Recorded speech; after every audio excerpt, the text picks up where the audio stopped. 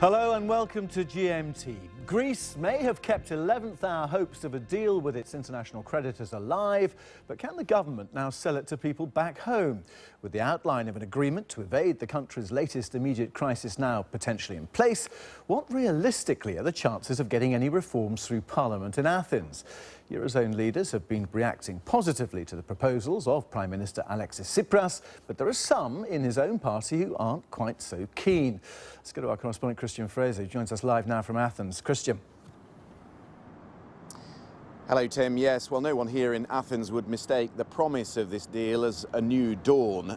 There's still an awful lot to be worked out. The finer points of these high-wire negotiations will continue over the course of the next 2 days, all the way to Wednesday in the meeting of the Eurozone finance ministers. But there does seem to be more optimism from Brussels that come that Eurozone meeting, there will be something to rubber stamp. But of course, it doesn't change the fundamentals of the Greek economy. This is still a country where the banks are on life support, where there's 25% unemployment, where the people feel as if they're being suffocated by taxes, higher taxes and austerity. So still a lot of dissatisfaction here about what is being discussed. The newspapers say 8 billion euros of measures are now on the table. So let's have a look at some of the key points that are being discussed. Starting with pensions, they are proposing to raise the retirement age to claw back around 800 million euros. So raising the retirement age perhaps up to 67. We'll have to see what comes of that. And then they're going to expand the VAT base. So they will raise the top rate to 23%, and that will cover more products here in Greece. They'll increase corporation taxes, some speculation in one paper today that they'll go up from 23 to 26%, and there'll also be a bigger burden for rich people in Athens. But what's quite interesting about what the newspapers are saying is that rich people will be now classed as those earning over 30,000 euros, which many people around Europe would class as middle earners.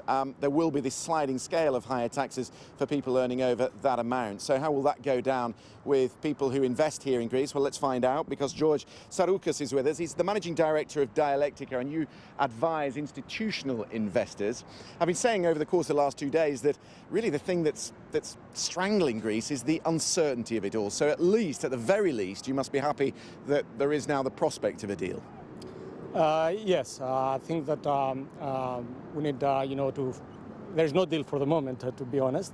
We need to finalize the technical details, but the problem is that if we get another extension, then uncertainty will continue to exist in the market, and of course this will affect the banking system and the private sector. And is that because there so far has been no real talk about debt relief, about changing the colossal size of Greece's debt and the terms for repayment?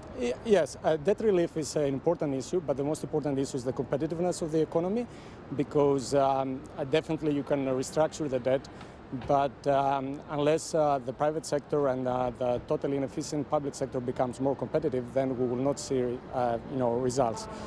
And I wonder, when you look at this deal that's on the table, when you're talking about higher corporate taxes, you're talking about taxing people who are earning over 30,000 euros, what we class as middle earners, whether that is really counterintuitive. Doesn't that affect growth? Aren't people going to leave the country? Exactly. That's a problem. That again, the private sector will pay the bill. And instead of reducing, expenditure, you impose more taxes on the private sector. So sooner or later, the public sector will face more problems. There are a lot of problems in the banking system that cannot provide credit to the private sector. And now with all these taxes, I think that there's nothing positive to discount. There's 5 billion euros that have been taken out of the banks in the last 7 days, albeit small savers, not the kind of institutional investors that you look after. The banks can't sustain that long term, can they? No, they cannot. There is a good thing about the deposit outflows this time. The vast majority of the money are still in the country.